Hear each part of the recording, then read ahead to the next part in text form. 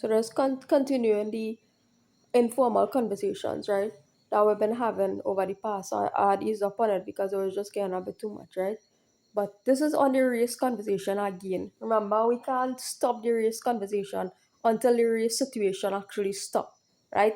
There's no stopping, right? And there's something I had to learn by force, right? Because I wanted to get out of this conversation from jump, but that's from this UAN thing, right? But that is with regard to black white thing. I talking about our overall ethnic situation, right?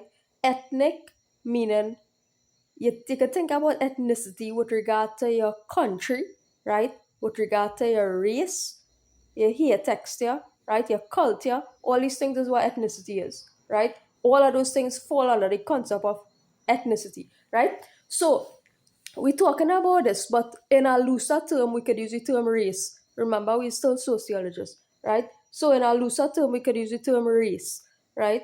Um, we're talking about race from a genocidal perspective and how people think, right? How people think at a level of genocide in other races, right? Now, like I say, I'm using the word race loosely, right? What is really is the correct term is ethnicity. There's nothing like race because this is a human race.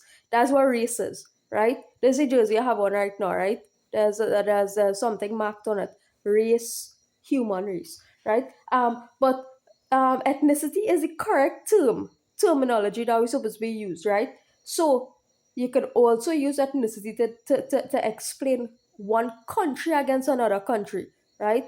America against China, right? People would say whites against Chinese, right? America against the Middle East, right? People would say whites against Christians against Muslims, right? You could say Hindus against Muslims, right? All these things, right? Your religion is included in ethnicity, right? So there's explaining what ethnicity is. Ethnicity is our broad umbrella, right? So we saying against and against, right? We also could say with, right? This group with that group, this group with this group, right? Um, but this conversation is about race or ethnicity from a genocidal perspective, right? And I really want to bring up this conversation about inter-ethnic mixing and having a baby out of inter-ethnic mixing. And this timing, right, is actually something. Now, I don't want to get too intellectual about this and to interrupt anybody love story, marriage or anything like that, right? But it is actually because I always pro inter-ethnic, I always pro love, right? Everybody know that about me since I'm young, right? I am pro love, regardless of who is in the world. Hey, once you love me, I love you back, right? Once you love me, I love you back, right?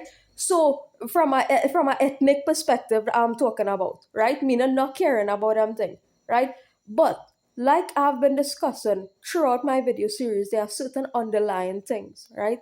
Certain currents, right? Back and forth waves, currents, right? Sometimes these currents is like a tidal, is like a surge, right? It's not just gentle, right? These undercurrents, right, regarding these situations is not gentle at all. It's like a surge, right?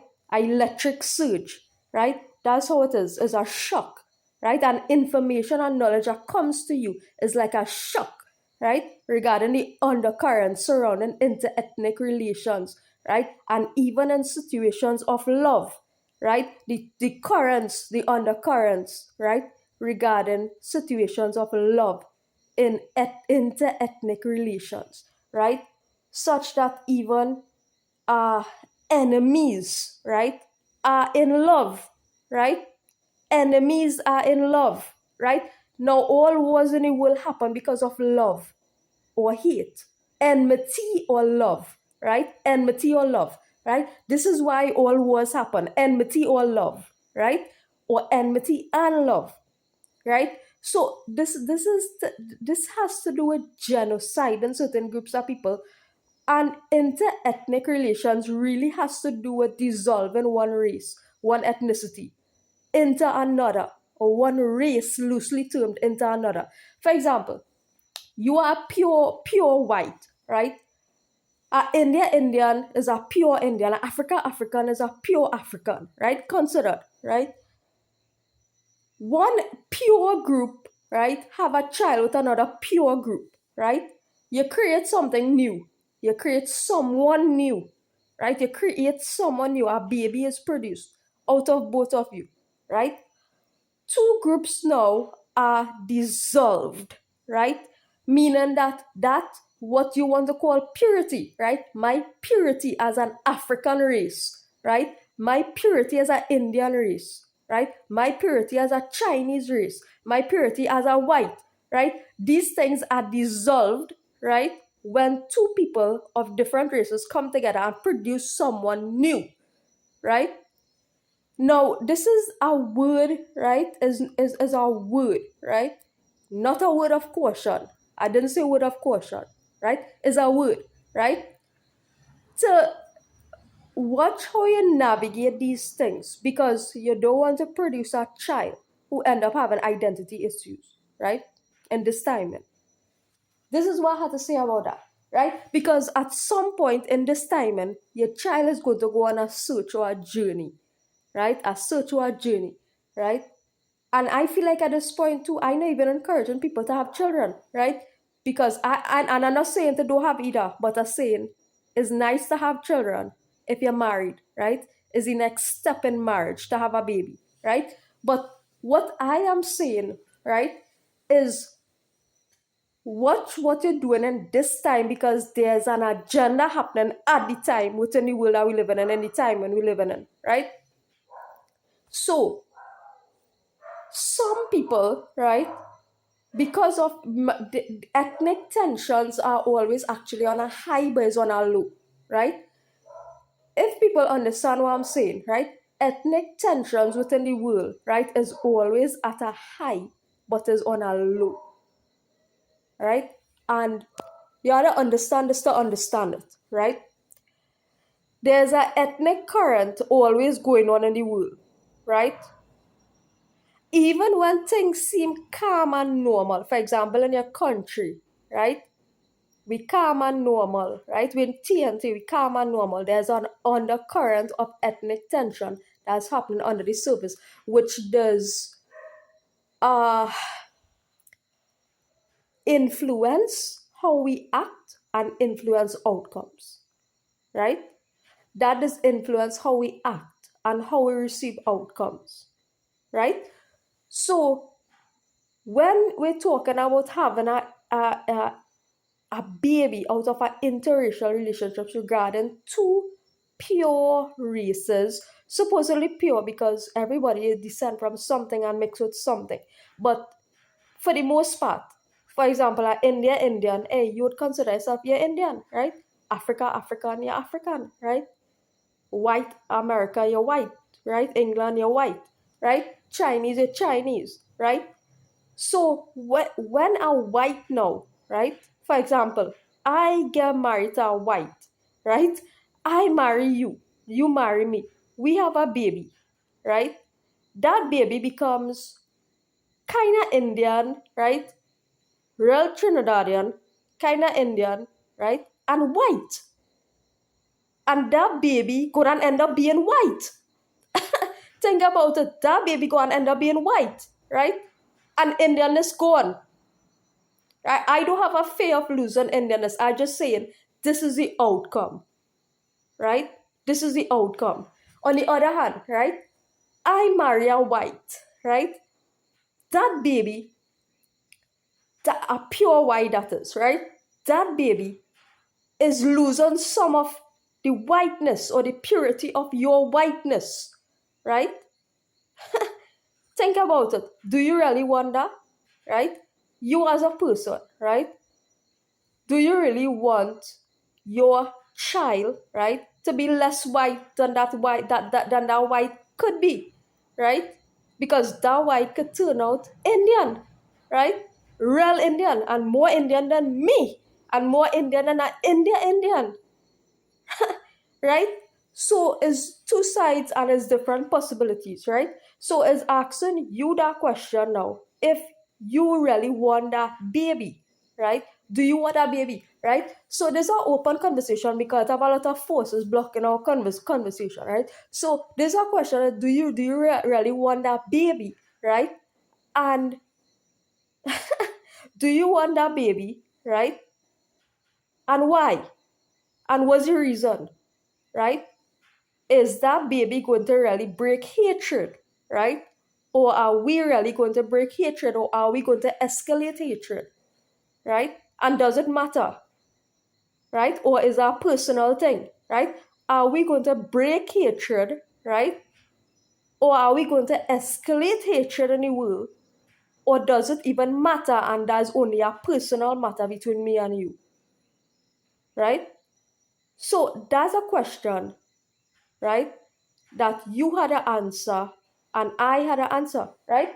So this is the currents, right? It always have these kind of currents going on under the surface. While me and you might be in a relationship, right?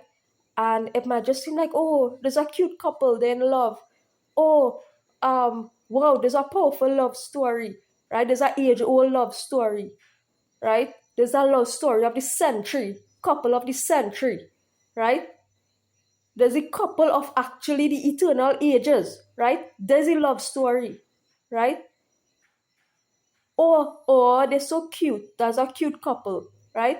So that's how it might be considered, right, to people outside, right? But it always have, from a sociological perspective and a genocidal of certain race and ethnicities perspective, it always have that element going on, right? From a religious perspective, oh, who do we want to be that new soul being born? What race we want that child to be? What race they want that child to be, right? The counselors running the world, right? Hey, what race all you want this child to be? It always have that undercurrent of, hey, who do we want to wipe out and who do we want to keep, right? And that is what I do not like, right? That is the undercurrent that I do not like and I really have a problem with, right? So this is what I want to address with you. That's what I do not like and that is what I have a problem with. Why does the council choose who the council chooses, right? Is it God choosing? Who is choosing? Is it you who choose? Who is choosing? Am I choosing? Are you choosing? Right? This is a problem. And what's that choice based on? And if that choice is based on righteousness, righteousness for who? And righteousness for the outcome of who? And for the benefit of who? Right? So even righteousness has a component of righteous with an outcome of benefit for who? Right? Is that nature of righteousness, right? Benefiting the people who are supposed to be benefiting in this time, right? So that's the question, right? Even if that love decision, right, is based on righteousness, right? Is the outcome of that righteousness beneficial to the people, right, who it is supposed to benefit? Because remember, we're talking about agape love. It's not romantic love simply, right? So is the outcome of that, right? The outcome of that agape love, is it beneficent, right? Or is it going to benefit, or the product, right? The produce, the product, the fruit of the labor, the fruit of all this, right? Is it really going to bring about a beneficial outcome for the people who is supposed to be benefiting in this time, right? Or supposed to be reaping the rewards of what work ancestors did, what work we did, what work you did, what work I did, right? Or the outcome of the war that's being fought, right? Is the baby the fruit of all the labor that was done, right? Is that outcome, right? Will that outcome be a benefit or will that outcome be a detriment, right? That's a question with regard to this relationship, right? Because this relationship is a little bit rocky right now, right? It's a little bit rocky right now, and I have a headache, right? Thinking about this thing, right? I don't know how to start to conceive about the situation right now, right? So that is the problem, right? That's the problem that requires a solution, right? So all these things are just things for you to think about because I've been thinking about it, right? So it's for you to think about now and think about in your line of work or was, right? In your line of work, right? how you go about seeing these things, right? That's all. And what was the solution, right, that you recommend, right? Because your whole work is about solutions, right? But then when a real problem arises, right, sometimes even you don't know how to deal with it, right?